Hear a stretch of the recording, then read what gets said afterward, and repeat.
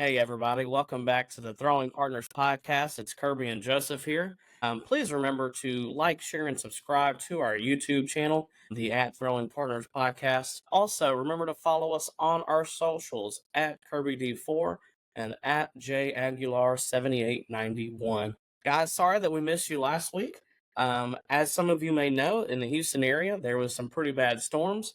So Joe was actually without power for a few days, but glad to be back here podcasting with him and glad that he didn't have any damage or wasn't seriously hurt. Other than that, Joe, we've got a lot to talk about and not a lot of time to do it. So go ahead and tell me what you want to tell us about the Astros right now, because boy, has it been a roller coaster the past 2 weeks.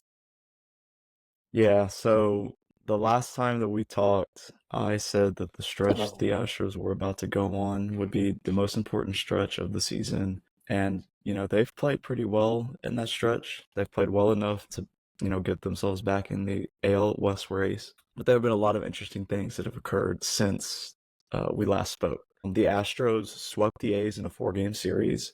Alex Bregman homered twice in that first game of the series, and the Astros offense popped off. And it looked like he could be back, and he played well for about 5 days, and he has not played well since. He's reverted back. I don't think it was a coincidence that he started playing well when he got moved down in the lineup, and ever since he hit those 2 home runs, he's been back in the 4 hole, and he's continued to struggle. So I think another adjustment needs to be made by Joe Espada. I don't have very many criticisms of him, but I think that will be my one criticism. I think that he cannot stick with Alex Bregman in the 4 hole. Not with Jeremy Pena playing the way that he's been playing. You got to slide. I feel like you've got to slide Pena in the 2 hole and then just move everybody down. You'll have more people on base for Tucker. And, maybe you can get Alvarez to be a little more productive as well, since he's been struggling. So the first game of the series, the Astros beat the A's 9-2. And then you move on to the second game. And the Astros won 2-1 and 10. And that game was very interesting because that was a Victor Caratini walk-off. But in that game, you had Ronel Blanco get ejected in the top of the fourth for a sticky substance. He served his 10-game suspension, comes back today. Unfortunately, we're filming this in the morning, and he has not had a start yet. So all eyes will be on him to see, how he performs, because people are going to say, well, if he performs poorly, was it the sticky stuff? And then they're going to call into question his no-hitter, which I think is really unfortunate because it was a great story at the beginning of the season for the Astros, that being their first win and, the journey that he's been on through his major league career.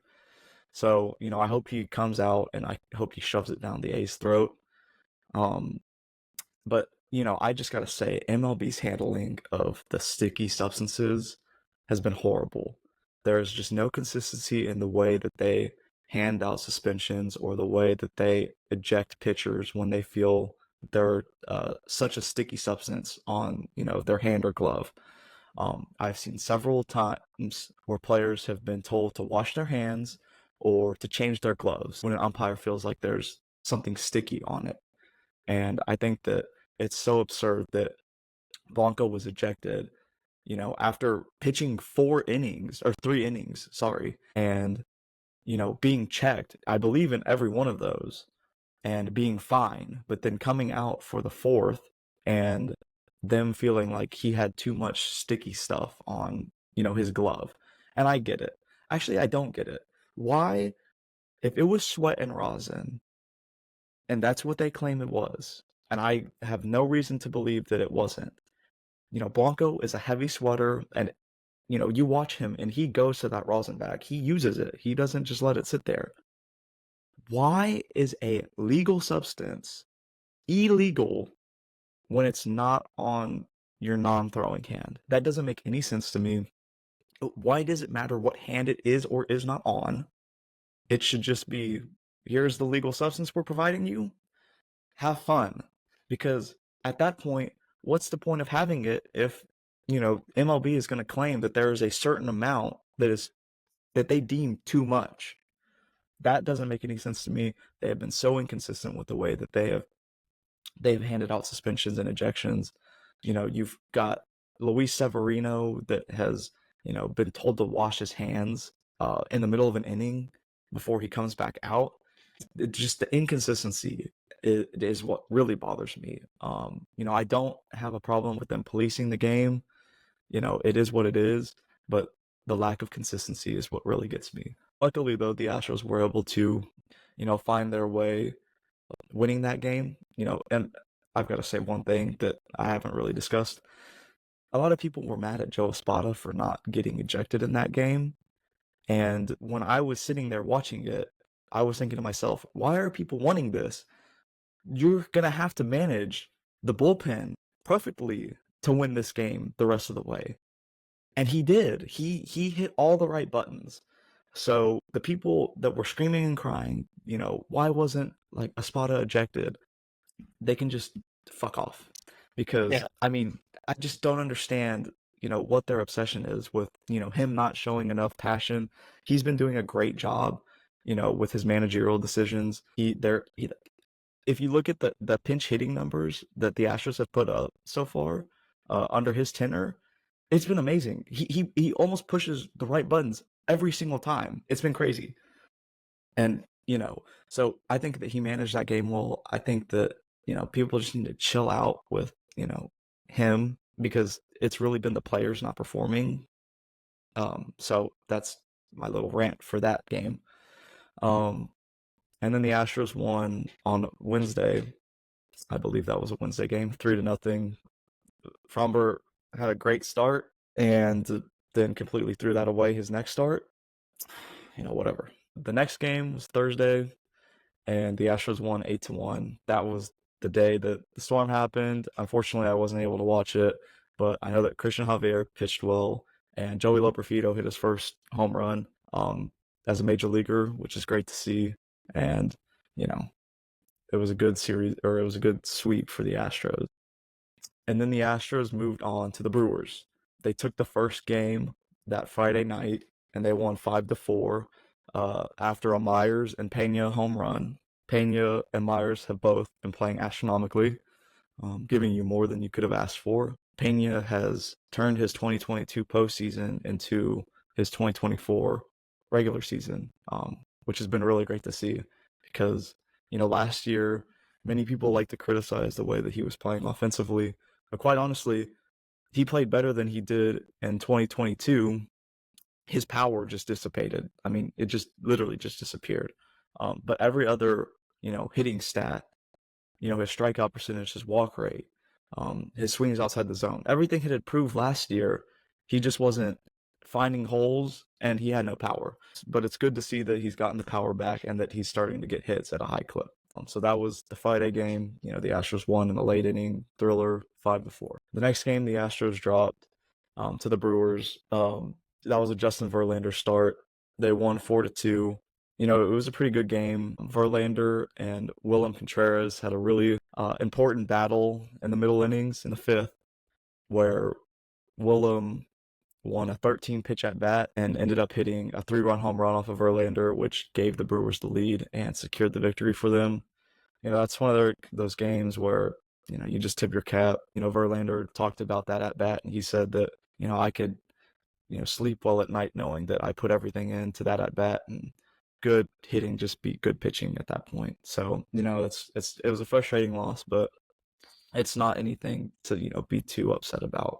And it's not anything to be too upset about because the Astros would end up winning the series in the final game 9-4, and Tucker hit 2 home runs, which was one of, I believe, 2 multi-home run games that he's had in the last week. Kyle Tucker, which we'll get into a little bit later, is playing at an MVP level right now, and he's just getting more expensive as each day passes, which is really unfortunate, because I think that is kind of, sealing the fate on, his free agency approaching. And then you have the Framber Valdez start against the Angels, which is kind of where the Astros have taken a little bit of a downturn recently. This was also the day that the Astros announced that Jose Abreu would be coming back. Either they announced that day that it could be the Oakland series or the Seattle series. This is when they started to play bad. This is also when, I believe, Chas McCormick came back from the IL. And I was telling Kirby this a little bit earlier. I don't think that it's a coincidence that the Astros started playing their best baseball when two of the three worst hitters on the roster were no longer in the lineup. During that Colorado series, or since that Colorado series, sorry, Jose Abreu and Chas McCormick have not been on the team. And I don't think it's a coincidence that they've been playing their best baseball since they were both absent. With Jordan struggling the way that he has, with Yiner not exactly, playing his best at the moment, although he is starting to find it, and with Bregman being the black hole that he has been outside of a little stretch. You can't have Bregman specifically, Bregman, Abreu, and Chaz. You cannot have all three of those in your everyday lineup at the moment, especially taking away at bats from Dubon and Singleton, who have proved that, in a little bit larger sample size, they can go out there and they can, play with the big boys, at the moment. I know that things can change. You can go from a really good season to a really bad season really fast, but so far they've been playing really well. And I think that you need to squeeze every bit of that out of them, before the well runs out. And so, you have that announcement on Monday, and then the Astros come out. They take the lead in the fourth, scoring 6 runs. They were winning 6-1. And then you have Framber Valdez, who is the biggest head case I can think of in terms of, just mental weakness in the game of baseball. Everybody knows, Framber's history with, being a little bit mentally weak when it comes to his approach to the game. And he just has a meltdown. I heard someone mention that he was pitching too well and he got bored. And so he went off script. And I think that this is maybe one of the only times so far that I have, seen the lack of tenor from Yainer Diaz be a real issue, because Framber admitted it himself. Framber, Espada, and Yainer all admitted that he went off script and, he did not follow the game plan, and that's when everything went to hell. It should have been on Yainer to go out there and set him straight, give him a stern talking to, tell him, get his head out of his ass and, follow the game plan again, because he gave up 3 home runs. He's never done that in his career. 2 of them were back-to-back, and he just completely, threw the game plan out the window, which was really frustrating to see because his stuff was looking good the first 5 innings. He had looked great. I almost tweeted out that it looks like he has no hitter kind of stuff. But then he just throws it out the window because it looked like he got too bored. So that was really frustrating. That's kind of started this little stretch where the Astros have not been playing their best, but they're still playing themselves back into the AL West. I hope that they can get past this and just, continue to play well. I hope that Framber, his next start, goes out there, continues to, have really good stuff and gets the results. And, we just put this behind us.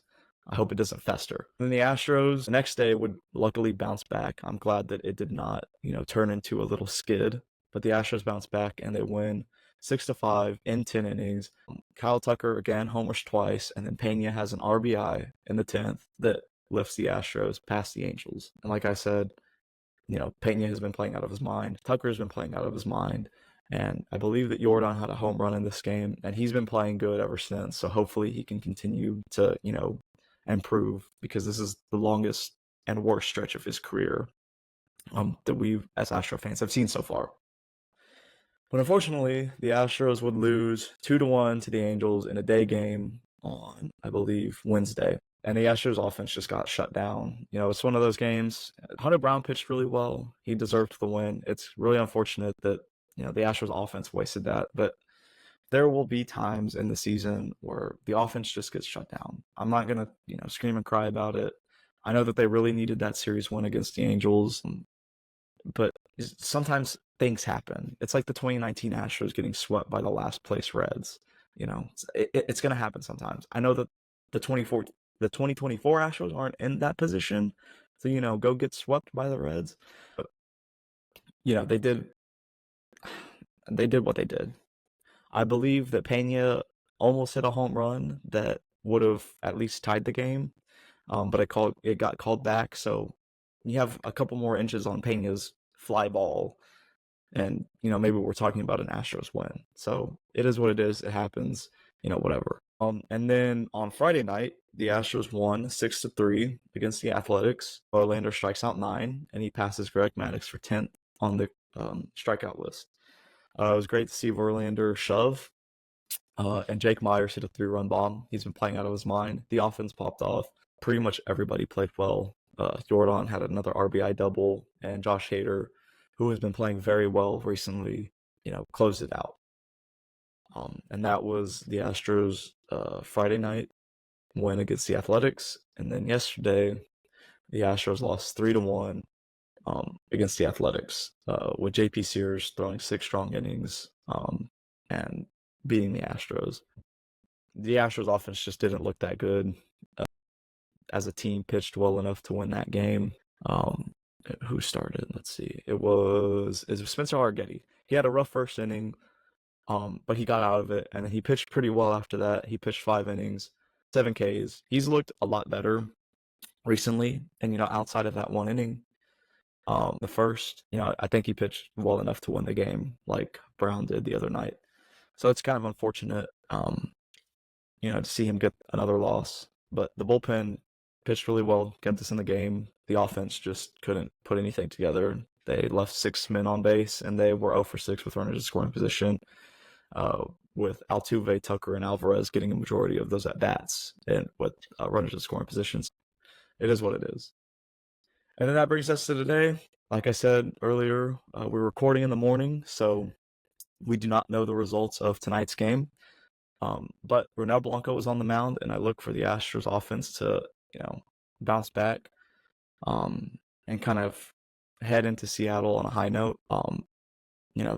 They're, I believe, 3.5 games back, as of right now, with a 4-game series against Seattle coming up. If they can win tonight, and if they can go into Seattle, and I hope, they go into Seattle and at the very least, split. It would be nice to win 3 out of 4.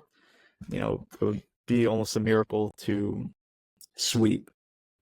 But, if they can go in there and if they can prove to me that they aren't the team that we have seen in the first, handful of games, then that would be a really good sign to me that, this team can legitimately make a run. Yeah. So as we speak, 3.5 games back. Hopefully they get the win tonight, and hopefully they head into Seattle on a high note, like I said. So that was the Astros, basically 2 weeks since we last spoke. I've got to say one thing before I hand it off to Kirby. Like I mentioned earlier, the Astros announced that Jose Abreu will be back. And this just once again solidifies my hatred for Jim Crane and the GM by committee approach that they're taking. Jose Abreu spent about a month in the Florida Complex League. He had 22 at-bats where he hit well, granted, against 20-year-olds and no-name guys that, we might never see. And then he went to AAA, and he went 0 for 4 last night with 2 strikeouts and a ground ball double play, and he went 0 for 7 overall with 1 walk and 3 Ks. And the Astros are still going to bring him back. I mentioned this when he originally got sent down. He plays bad in the Florida Complex League and then in AAA. What is the Astros' justification for bringing him back? They don't have one. John Singleton has been playing good enough to be, for the time being, the Astros' everyday starting baseman. Now, whether or not the Astros think that they want to go out and, trade for a first baseman at the deadline to improve, that's whatever. But he's been playing well enough to, fill the hole for right now. Like I mentioned, we don't know how long we're going to get that from him. He's been such a skittish player throughout his 10 years of Major League experience that, sitting him for 2 weeks could completely ruin any hopes of him being a good player again, which is really frustrating because the Astros have said that Abreu was going to get at-bats, that he's not just coming back up to sit on the bench again, because they want to see whether or not the adjustments that he made worked. But that makes no sense to me, because they should be wanting to see that in the minors, giving him more at-bats. They should try to see if the adjustments that he's made, is sustainable at another level that's not going to affect the major league team. It makes no sense to me. There's no justification for this. This is literally just Jeff Bagwell pushing his agenda It is so frustrating. All of the photos that we saw of Jose Abreu in Florida, it was Jose Abreu standing next to Jeff Bagwell as Bagwell instructs him on, gives him some hitting tips. Why is this dude in the organization? He should not be the one giving anybody instructions. It should be the Astros staff, who has time and time again proved that they can develop other players. That he should. Why is he in Florida? He should not be in Florida. He should be nowhere near the front office. There should be no GM by committee. It solidified, everything that I despise about the Astros currently. Right. The on-field product I love because I love the players, I love the team itself, but I cannot stand the way that Jim Crane is running this front office right now. It is so infuriating because anybody can see. You take literally some random person on the street of Houston, and anybody can tell you, like, just give them numbers and, hide their names. And, put John Singleton and Mauricio Dubon and Jose Abreu all in one little, comparison. And no one is going to pick Jose Abreu. No one is going to think that Jose Abreu should be getting big league at-bats. So very frustrating. Joey Loperfido is going to get optioned. I already know it because he hasn't played in a week, which is something else that I've been really frustrated about. Chas McCormick hasn't been good this year. He came back. He hasn't been good. He's been taking away at-bats from Joey Loperfido, who has been good. You want to build up a young player's confidence. You want them to get as many at-bats as possible so that they don't cool off. Joey Loperfido had been playing really well. He's been sitting for the last 5 days. I don't think he's played in 5 days. And who's to say that he hasn't lost all of his confidence? He hasn't lost his rhythm. Who's to say he ever plays well again? I know that this is like one of the most extreme hypotheticals, but it's just frustrating. That's my other, one of my only other criticisms of Joe Espada. And I kind of understand it. Chas McCormick played really well last year. You want to see him, potentially play the way that he did last year and bounce back. But you had something where Loperfido had cut down on the strikeouts and he had been hitting for more contact that he had been in the minors, and he was producing for you. And it's going to be the same thing for Singleton and Dubon when Abreu comes back. It's just going to be, it's so frustrating. It's so frustrating. Okay, I'm done. I'm done. I'm done. I can't talk about it anymore. Well, I definitely agree that it's going to be frustrating. And like you said, there is no justification for Jose Abreu ever coming back to the big league squad. I don't care how well you do against the Florida Complex League. I care about how you do it at least at AAA level. And if you go 0 for 7 or whatever he went at AAA, a couple of strikeouts and a grounded to a double play, which what's new for Abreu, that's his whole MO. There's no reason he should be back with a big league club, especially against arguably the best rotation in the league in Seattle. There's no soft landing. You're just setting him up for failure. Yeah, you're setting him up for failure. And also, maybe, just maybe, this is probably not going to happen, but maybe they want to set him up for failure. Maybe they want him to fail. Maybe. And maybe they're going to cut him. Now, I'm probably dead wrong, but how great would that be? Honestly, that'd be great. It wouldn't be great. Honestly, I want the dude to play well. I want him to be the Jose Abreu that we all know, because that just makes the Astros 10 times better. 22 Florida Complex League at-bats and 7 AAA bats is not a big enough sample size to see if an improvement has been made. And like you said, it literally just feels like the Astros are setting him up for failure. I was thinking about this earlier. It's 7 at-bats is not a large enough sample size to prove if someone is good or bad. So if you think that he made an improvement in Florida, give him more at-bats to prove that. I'm done, but that just doesn't make sense to me. The way that they are operating right now makes 0 sense. I have this idea. So obviously he is taking up a roster spot, okay, when he comes back. Yeah.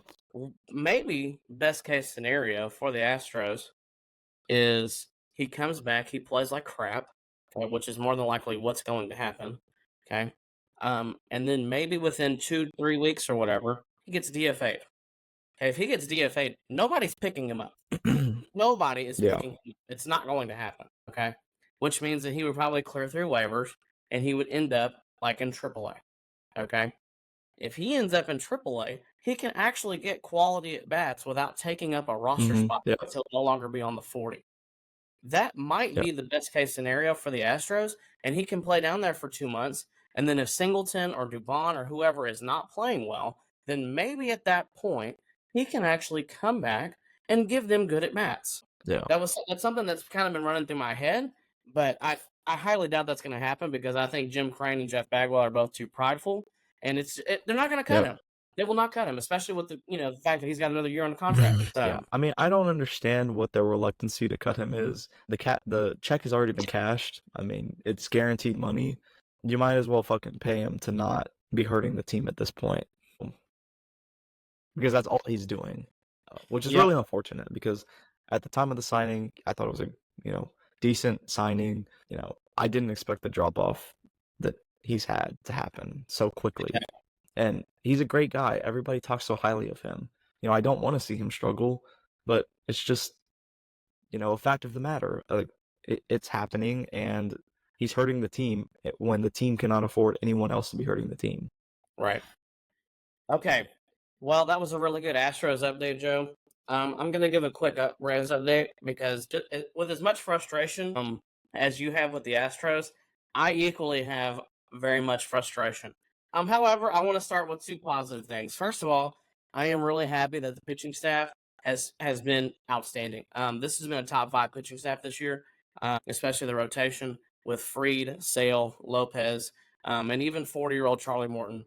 I Sale has been killing it. I cannot give them enough kudos. They have been outstanding. Sale has been all the way back and arguably better than he was even in Chicago and even those 2 really good seasons with Boston before he got hurt. Now, my second positive that I want to say is, Joe, yesterday I went and picked up this freaking jersey in Friendswood for $15, and I absolutely love it. It's an old Majestic jersey. It's got the giant letters, and it's in immaculate shape. So for $15, this made my whole weekend. So yeah, those are 2 things I'm really happy about. Let me give you a quick rundown of what's happened the last 2 weeks with the Braves. They've played 2 series with the Cubs. They played 1 with San Diego, and they're currently playing 1 with the Pirates. They have done well against the Cubs. They've won 4 out of 6 against the Cubs. I can't complain. 1 was in Atlanta. 1 was in Chicago. The first series with the Cubs at home, Lopez and Sale both pitched exceptionally well. Charlie Morton did not pitch well in the 3rd game, but that's okay because in Game 1 of this series and Game 3, Ray Kerr pitched well. Okay, Ray Kerr came over as a part of the trade from San Diego, where they took on some money from Matt Carpenter. He was DFA'd. Nobody cares about Matt Carpenter anymore because he's old. But Ray Kerr has been actually really good out of the bullpen. Okay, keep that name in mind.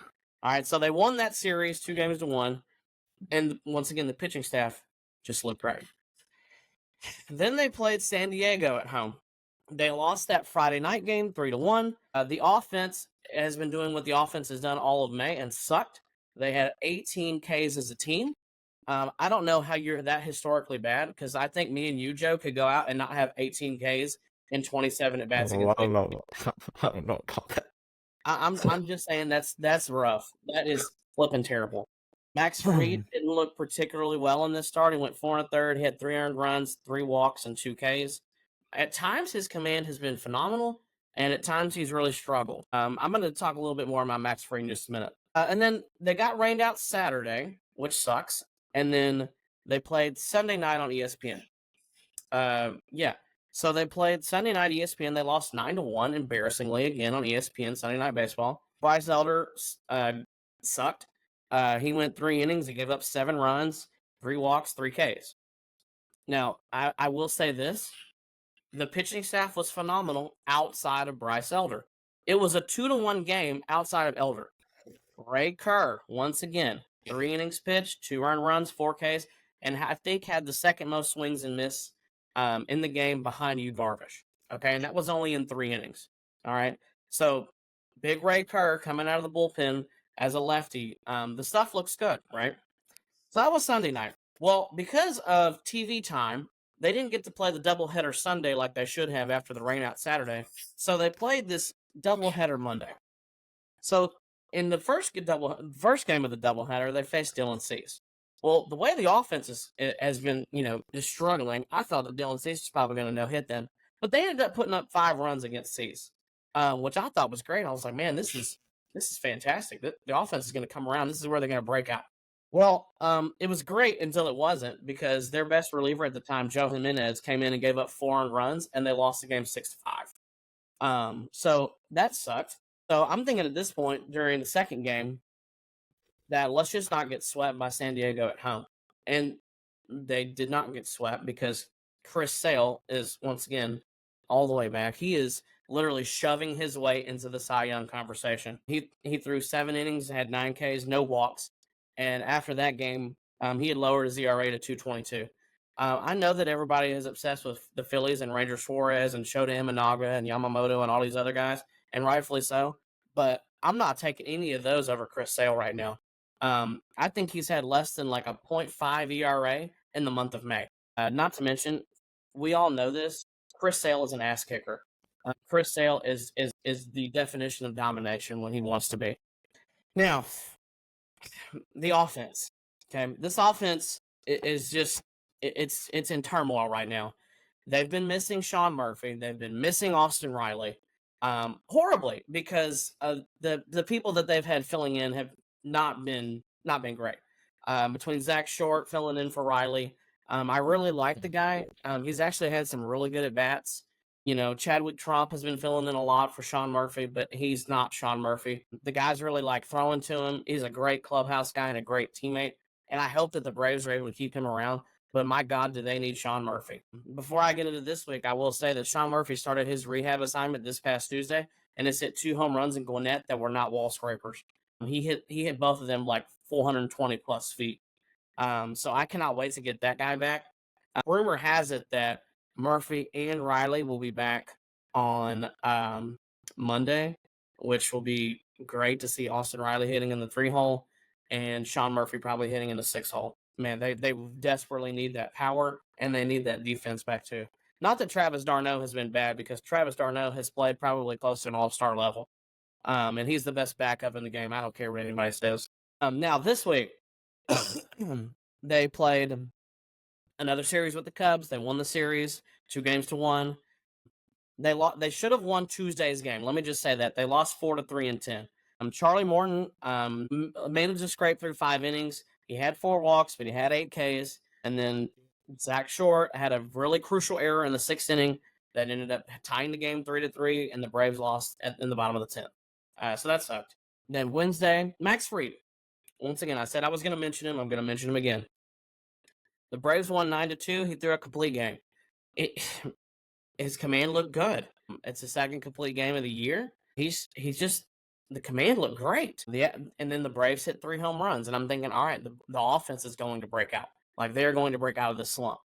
And then Thursday, they won again, 3-0, which was their major league leading 8th team shutout of the season. So once again, shout out to the pitching staff. The pitching staff has just been unreal. AJ Smith-Shawver came up, pitched 4 1/3, had 4 Ks, had 2 walks, apparently got hurt during the game with some kind of oblique injury that now they're saying he's going to be sidelined for 2 months. I don't quite understand that, because he was throwing 98 in his last inning. Jared Kelnick hit a home run at Wrigley. That dude loves hitting there, which is good. I like seeing him show a little power, because I know that he has that power in him. So they won that series. Everything looks to be going all right. The offense still is stumbling, but they won the series. That's what matters. Well, then we come into this weekend against the Pirates, and my guy Ray Kerr got the start against the Pirates Friday night. Okay, now the Braves did not tell Ray Kerr that he was going to start until Friday, so this guy basically had no prep time. There was some good, there was some bad. The Braves got their butts kicked 11-5. But he did have 6 Ks in 4 innings, which is really respectable. So I'm hoping that he goes down to AAA, and I'm hoping that they can actually, if they want to stretch him out as a starter or give him that shot, that he can actually prepare for these starts. And if they want to try to do that, then, I mean, let's go for it. Because right now, the 5th starter spot is in total disarray. Bryce Elder is not the move. Neither is Darius Vines. Neither is Alan Winans. None of those guys need to be pitching at the big league level. If they want to let Ray Kerr get some starts on AAA, go for it. The guy I want to see up at the freaking big league level, I'm tired of seeing him in AA, is Hurston Waldrop. His last 3 or 4 starts in Double A. He's been basically unhittable, and I want that guy at the big league level. I love his mound presence. He looks like an absolute freaking bulldog out there, and I want that guy to be brought up to the big leagues like ASAP. They've done the experiment with AJ Smith-Shawver. He's even younger than Waldrop. Waldrop has the experience. I mean, this guy pitched in the College World Series last year. Bring him up. Let him pitch. So that's all I got to say about that. The Braves were getting shut out in this game. However, they put up 5 runs in the later innings, and they have now managed to go. I've got the stat right here. They have now managed to go 173 consecutive games without being shut out. I don't know if that's any kind of record or not. I just think it's kind of cool. Last year they had a historic offense. Of course, they weren't going to get shut out last year. And then this year, their offense has been pretty subpar. But they still have yet to be shut out, which is great. And then yesterday they played, and it was an odd game. They had a rain delay in the middle of it in the 4th inning. Reynaldo Lopez didn't look particularly great, but he did manage to squeak through 4 2/3, had 3 Ks. And then they ended up losing the game 4-1. Now, what irritates me the most about yesterday's game is they had 3 really hard hit balls that were home runs in other ballparks, but not PNC. Marcell Ozuna hit one that I thought was probably going 410, 420, and it got caught at the warning track. Ronnie had one that was hit that would have been a home run in some parks, and so did, I think, Ozzy. I'm interested to see, after some analysis is done after this year, about these baseballs. I'm not saying they're dead. I'm just saying that something's up. Because there's been a lot of power hitters that are not getting the results that they typically have. And a guy, like earlier in the year, Austin Riley hit a ball that all of us thought were gone. He doesn't typically sit and admire the home run ball that he hit, but that ball was caught at the warning track. Baseball players know when they hit one out. They know when that ball is gone. They know when they hit it, they square it up, and they barrel it, that ball is gone. For him to sit and stare at one and then it be caught, it's just that is fishy to me. So I'm interested to see, maybe some analysis later on in the year. Now to go talk about the offense a little bit. The offense the last 30 days has been absolutely atrocious. I keep saying that. I'm going to keep saying that until they break out of it. And I'm hoping that maybe if I talk about it, maybe they'll break out of it. The last 30 days, their team OPS has been that of 635. That's 28th in baseball. That's god-awful. They've only had 25 home runs in 26 games. Now, they probably could have had 30, 35, 40 if some of these balls would have gotten out. But we can't control that. But here's what's the most frustrating part, but also the part that gives me the most optimism going forward. This season, the Braves right now, they are first in hard hit percentage. They are first in exit velocity. They are 5th in barrel percentage. They are 7th in expected batting average. They are 5th in expected slug. They are 7th in barrels, and they are 7th in WOBA. All of those sound great until they're not. That gives me hope that the offense is going to come out of this, and they're going to be they might be just as good as last year, and that they will snap out of this and start scoring more than 1 to 3 runs a game. It's been really hard to watch because I know that these guys are frustrated. However, I mean, I don't know what it's going to take to get them out of this slump. I would really like to see a lineup shuffle. But when nobody's really hitting well, it's really hard to shuffle them. The one guy I want to see until Sean Murphy gets back, which is probably tomorrow, I would love to see Travis d'Arnaud hit higher in the lineup. I mean, obviously, Murphy's probably going to be back tomorrow, so it doesn't really matter. It's been hard to watch. However, one of the best parts about this is that the Braves schedule. Now, granted, they're playing crappy against a crappy team, which sucks. Their schedule right now is actually not going to be that hard coming up. They're going to play Washington. They're going to play Oakland. They've got 2 games against Boston, and then they've got 4 more against Washington. So hopefully they can rack up some wins. The Phillies are currently 7 games up in the division. But, I mean, I don't want to talk about their schedule, but they've been beating bad teams. That's what you're supposed to do. So here we are. That's pretty much our Braves update. This offense has just been it's been painful to watch. So yeah, that's pretty much it. What else is on the dock, Joe? I know there was a couple things that we wanted to talk about. Well, Kirby, that was a great update for the Braves and their recent struggles. But I think that we discussed talking about two players specifically, who shortstops of the future, and talking about Gunnar Henderson and Bobby Witt Jr.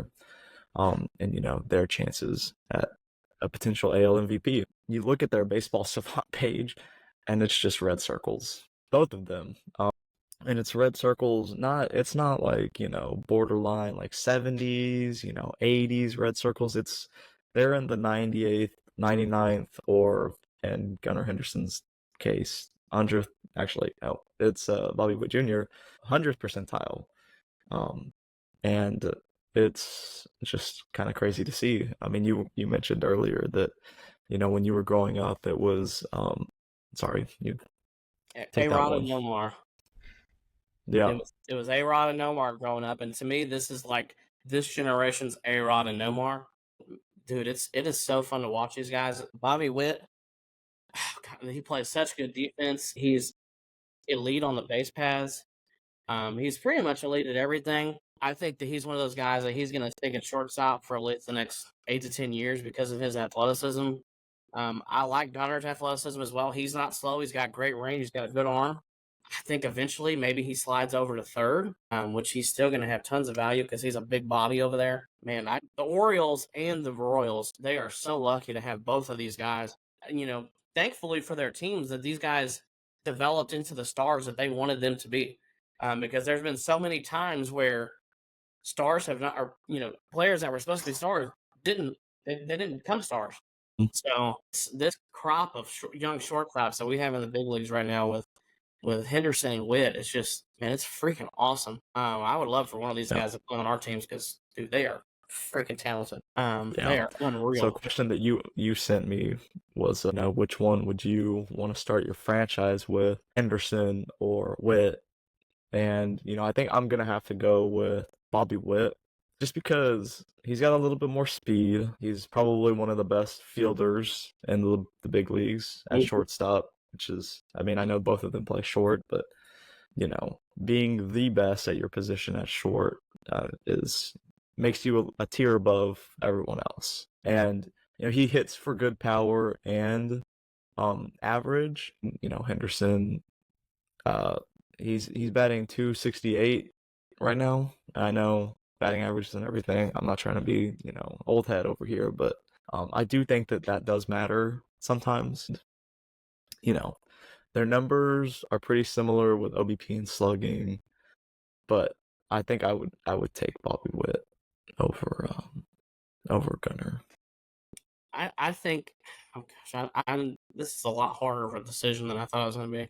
I think I take Gunnar on the sheer fact that it's the power for me. If there's a guy that I want to hit, that I want hitting leadoff or second for my team, it may be him just for that sheer fact of, he can absolutely crush a baseball at any time and hit it 440.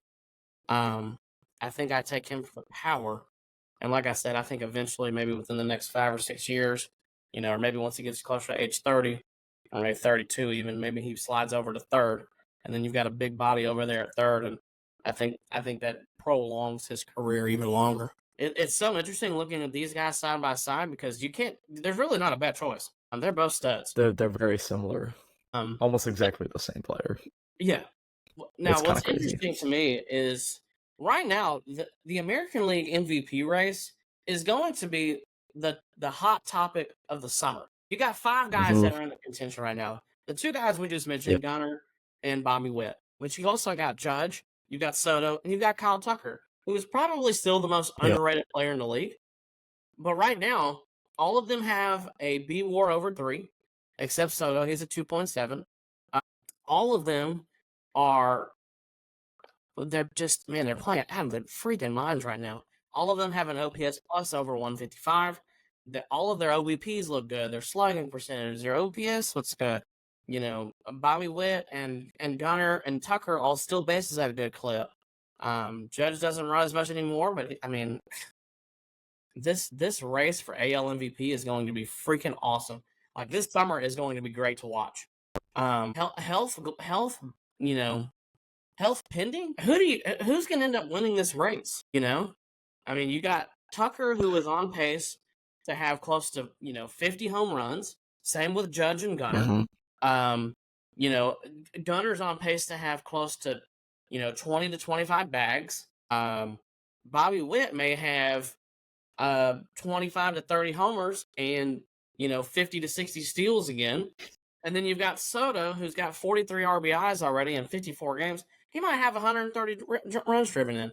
Like, this summer Yeah. is going to be freaking awesome to watch. I mean, it's going to be Yeah. great. So I have an opinion about this. Let's hear it. And I think that I think that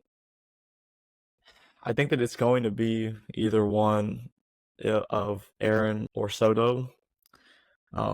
If the Yankees continue on the torrid stretch that they're on, I mean, they are. I think that they're better than the Phillies. I don't understand how people keep ranking the Phillies so high in their power ranks. You keep mentioning it, and I just keep seeing it. Their schedule has been so weak. Who have they beat?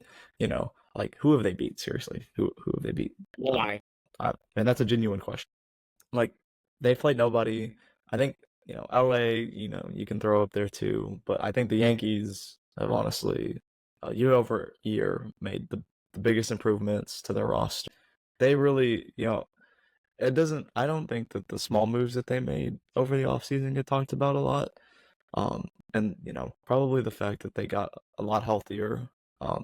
But getting Verdugo, diagnosing Rizzo and getting him healthy again after his concussion, getting everybody healthy just has set them on a course that you know has been a complete 180 turnaround from last season. And so you know, I think it'll be either Soto or Judge just because they have the star power. They're in New York.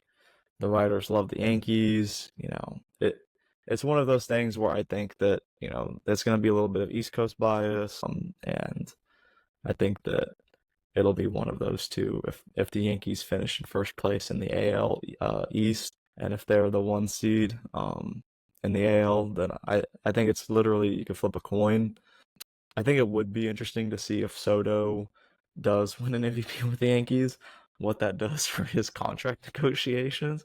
Uh, just because I think that he'd be pushing maybe 400 or over 400 million, which You would know, be absolutely insane. what's interesting to me is what he said, that he's not closing the doors on anybody Oh and yeah, wants absolutely. That was anybody. crazy to me because I think Um, that he would be perfect as a career Yankee. I mean, I couldn't imagine him playing in a better venue, being on a team where his personality will literally just shine. I literally feel like the Bronx, like Juan Soto was made to be a Yankee. And the fact that he hasn't been his whole career is kind of, insane to me. mhm. So, I you mean, know, I I honestly think, see him. I can see him signing a giant contract there for like 12 and like 480, and then end up yeah, one day retiring his number because yeah, man, he's still like probably the best hitter we've seen in this generation. Just pure, yeah, you know. I mean, he's got great play discipline. He's got plenty of power. He can take the ball the other way. God, I love watching that dude hit. I would love for him to be the next DH of the Braves because, man, I would love for him to hit 2-hole behind Ronnie. Shoot, and that would be unreal, unreal. And I mean, we already know how he plays at Minute Maid. I would love to see him in Oh an my god, Astros uniform. I mean, he goes off whenever he plays at Minute Maid. That's one of the things that kind of frustrates me sometimes. Is sometimes I see the Astros and the way that they operate and the players that they are interested in, and then you look at their numbers inside Minute Maid, and they're bad. hmm And it would be crazy to go out and actually get somebody that plays well at Minute Maid. I mean, he plays well everywhere. Minute Maid specifically. I feel like a lot of people think of Minute Maid as, this really hitter friendly park that everybody can just go mash in. But it's really not the case. It plays a little evenly, pitcher friendly and hitter friendly. It's right in the middle. And like Jose Abreu struggles at Minute Maid. When we signed him, a lot of people had questions, about that. When we traded for Trey Mancini in 2022, his numbers at Minute Maid were not good throughout his career, and people questioned that. And obviously, we've seen how both of those turned out. They both didn't really play very well during their time as an Astro.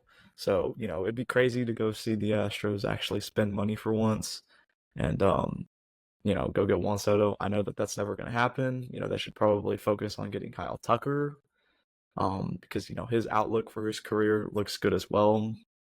And I think as much as I would love to see Tucker, finish in the top 3 in MVP voting, I don't think that would happen. Mainly because of Astros fatigue with voters. And maybe if the Astros do go on a crazy run, throughout the rest of the season, and he continues to put up numbers, he stays healthy. And let's say the Astros, I mean, I don't think there's a way that they finish anywhere higher than 3. They would have to be third, winning their division record wise. I don't know where they could potentially land when it comes to how the records stack up against anybody in the Central or the AL East, as teams being a wild card. But I think the Astros fatigue and just the fact that, as you mentioned, he's still a little bit underrated. But then you also have the stories of Gunnar Henderson, with the Orioles, the young guns, and then the Royals kind of coming out of nowhere and playing really good baseball this year. I think the Kyle Tucker kind of gets forgotten about just because he's been on a team that's been a machine for 7 to 8 years. So I would love to see him go out and perform better than everybody and solidify himself as an MVP. But I mean, as it stands right now, this 5-headed race, everybody is pretty much stacked up evenly, and I think that when that happens, he gets the short end of the stick when it comes to potential votes. I agree. And it's so funny too because like we're talking about the American League being such a tight race and it's going to be a fun summer. And dude, the National League, like it's going to be between Shohei and Mookie, and it's not going to be particularly close. It's going to be Mookie 1, it's going to be Shohei 2, and then it's going to be pick whoever you want at 3. Maybe William Contreras, maybe Ellie De La Cruz, maybe a pitcher. That could even be a possibility. If you wanted to go Suarez or whoever. But it's like the National League is so freaking boring; it's unreal. And if Shota Imanaga, sorry, I don't mean to cut you off, but if Shota Imanaga continues to pitch the way that he does, do you think that he gets some MVP run? I mean, the Cubs have been. The last I checked, the Cubs were still playing well. I think that he gets some votes, absolutely. Maybe like a top 10. The National League, the pitching in the National League has been unreal. Between the Cubs, the Braves, the Phillies, the Dodgers have had some good pitching. Who am I missing from the National League? I mean, it's been man, National League. The pitching has been crazy. Speaking of pitching, Joe, what did you think about the situation with Edwin Diaz the other day? After he blew the save, apparently he was having some issues in the locker room. Did you see all that stuff about him? I heard that he broke down in tears. Yeah. I mean, just talk about a really tough year for somebody. Going out there and performing in the World Baseball Classic and then just randomly tearing, I believe it was his ACL, or I think so, yeah. His ACL during the celebration, and then coming back to the big leagues, after rehabbing for a year and then struggling. It's really unfortunate, but it sucks to see, players get emotional. Players are humans too. They have, the right to get emotional as well. I don't think that should be held against them in any way. But it is a business. As we talk about Jose Abreu's struggles. I think that sometimes we forget like the human side of it. And we can be really harsh as fans. I think that a lot of it comes down to understanding that this game is hard. You fail 3 or you succeed 3 out of 10 times and you're a Hall of Famer when you hit. It's really unfortunate to see that the way that he's come back and he's struggled. I know that they mentioned potentially moving him out of the closer role and trying to get him back on track, which I think could be okay for him. It might be a little bit of a bruised ego situation, but if he can get into little less high leverage situations and get a feel for his stuff back and perform well, that could be a confidence boost as well. So yeah, unfortunately, that like a move like that could work either way. It could either crush him because he could go out there and struggle still, and maybe he never gets his confidence back, or he could go out there, shove, and he could be his old self. So I think that's it's a really unfortunate situation Definitely. up in New York. So, Joe, do you have Um, any? Oh, I go think ahead. Go ahead. I also want to mention that the World Baseball Classic announced the venues that they will be playing in for the 2026 WBC, and Houston is one of them. And I have been a strong advocate for the World Baseball Classic since 2017, and you know, uh, I've always said that it would be insane to have some WBC games hosted here in Houston.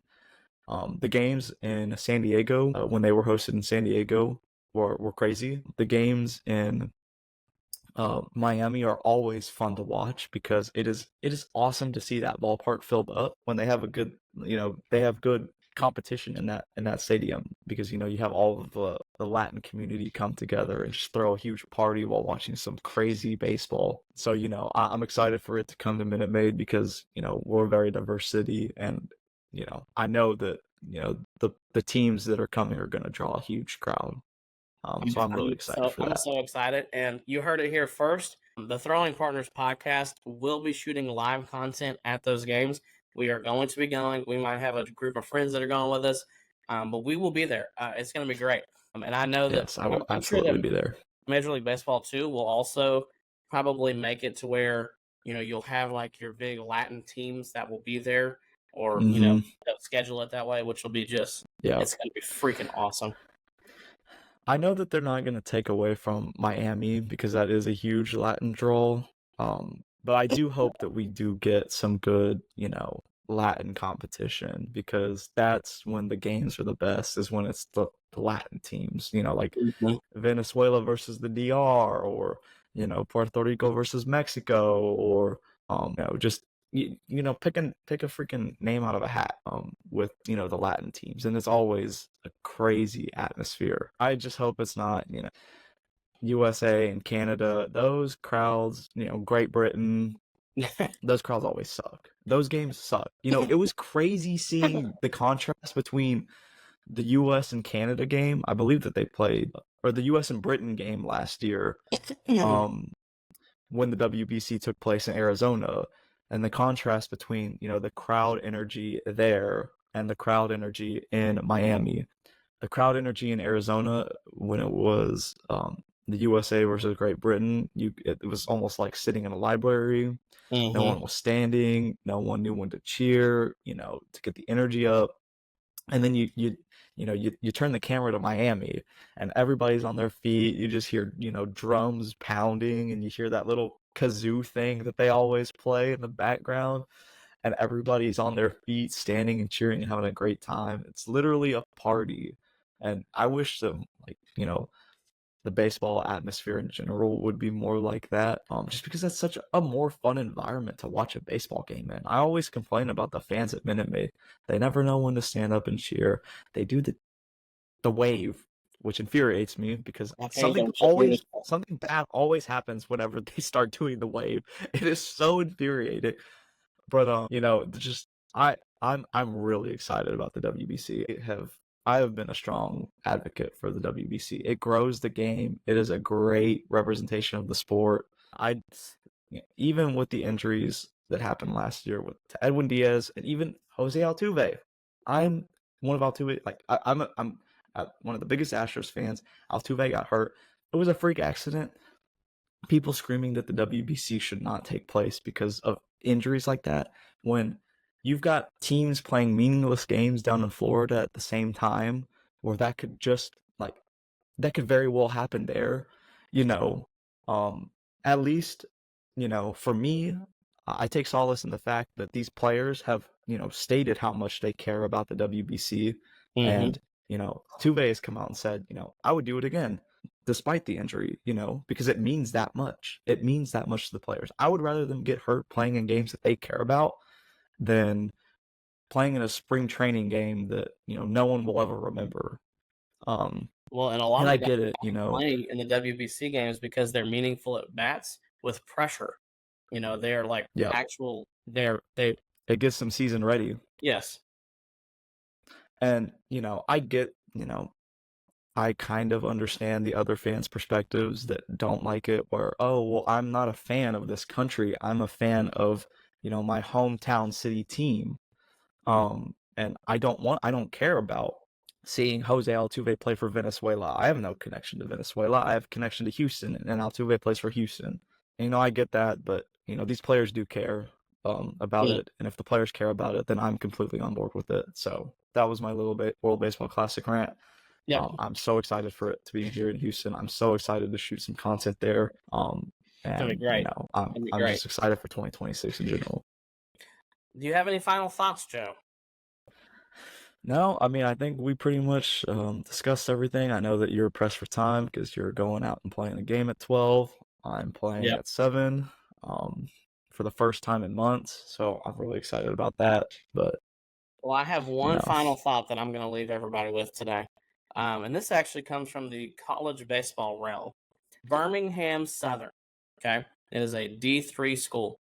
They will officially be playing longer than the school will exist. This is from ESPN. Okay. So earlier in the season, it was announced that that the school would be closing May 31st. The baseball coach let the team know that they would be able to finish the season, but then everyone would go their separate ways. At the time, they were struggling. They lost 9 out of 14, and then they turned things around. They went 19-4, winning the NCAA regional, and then beating the number 2 seed Denison in the Super Regionals for the right to play in the Division III World Series. So now, starting June 1st, they will be playing in their D3 World Series one day after their college closes forever. So to me, that is just a wild storyline. And I hope that they win the D3 World Series. That's just, to me, that's incredible. Now, I feel for the players because, if they were to go and win the College World Series, at the D3 level, the college would probably pay for like their rings and stuff like that. But seeing as how they have no college now, I don't know how that's going to work. But man, that's just a wacky, crazy, interesting story. Mm-hmm. Shout out to them. Hopefully they can bring home the gold to nothing, I guess. No arts school that no longer exists. So that's my final thought, Joe. Well, thank you everybody for listening, and sorry that we were gone for we had a little brief hiatus, but we are back. Just like Chris Sale, we are all the way back. So needless to say, like Alex Berkman. Oh my, yeah, he needs to make a trip with Abreu down to the AAA level. Anyway, thank you everybody for tuning in. Remember, we are the Throwing Partners podcast. If you enjoyed this, please, like, share, and subscribe to our YouTube channel. And to remember to follow us on our socials at KirbyD4 and at JAguilar7891. Have a great Sunday, everybody.